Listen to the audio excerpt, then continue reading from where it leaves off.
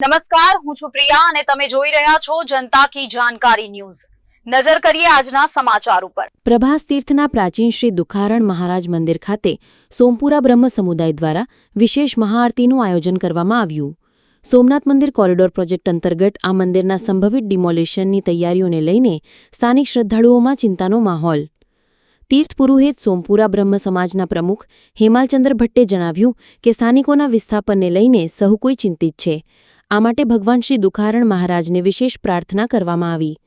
મહાઆરતીમાં સમસ્ત સોમપુરા તીર્થ પુરોહિત બ્રહ્મ સમુદાયના પરિવારો મોટી સંખ્યામાં ઉપસ્થિત રહ્યા હતા। સોમપુરા બ્રહ્મ સમાજના ઉપપ્રમુખ જયવર્ધન જાનીના જણાવ્યા મુજબ આ સદીઓ જૂનું દેવાલય છે। દુખારણ મહારાજ રાધારમન દેવનું બાળ સ્વરૂપ છે। 2 માળની હવેલીમાં ઠાકોરજી નિત્ય નિવાસ કરે છે। ભગવાન વર્ષમાં 3 વખત શરદ પૂર્ણિમા, ગુજરાતી નૂતન વર્ષ અને ફાગણ સુદ પૂર્ણિમાએ દર્શન આપે છે। આ મંદિરનો કબજો અને સેવા પૂજા છેલ્લા 184 વર્ષથી સોમપુરા બ્રહ્મ સમાજ કરી રહ્યું છે। રસુલ ખાનજીના સમયે આ દેવાલય વાસુદેવ બ્રહ્મચારી મહારાજને સોંપવામાં આવ્યું હતું।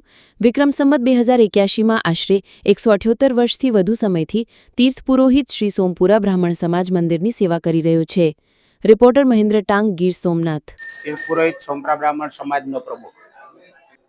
ખાસ કરીને પ્રભાસ પાટણમાં જે કોરિડોરના અસરગ્રસ્તો છે અને એમાંય સોમપુરા બ્રાહ્મણ સમાજ એટલે કે આજ સદીઓથી સોમનાથ મહાદેવની પૂજા કરતા એવા કોરિડોરના અસરગ્રસ્ત લોકોને કોઈ પણ જાતની તકલીફ ન પડે જેને માટે કરીને જૂના સોમનાથ મંદિરની બાજુમાં આવેલું સોમપુરા બ્રાહ્મણ સમાજ હસ્તકનું જે દુખરણ મહારાજનું મંદિર છે એમાં સામૂહિક સમૂહ આરતી કરવામાં આવી છે। આ સામૂહિક આરતી કરવાનો જે હેતુ છે એ આ કોરિડોરમાં લોકોને કોઈ પણ જાતની તકલીફ ન પડે, પોતાની માતૃભૂમિ છોડવાનો વારો ના આવે એવી દુખરણ મહારાજને પ્રાર્થના કરવામાં આવી છે।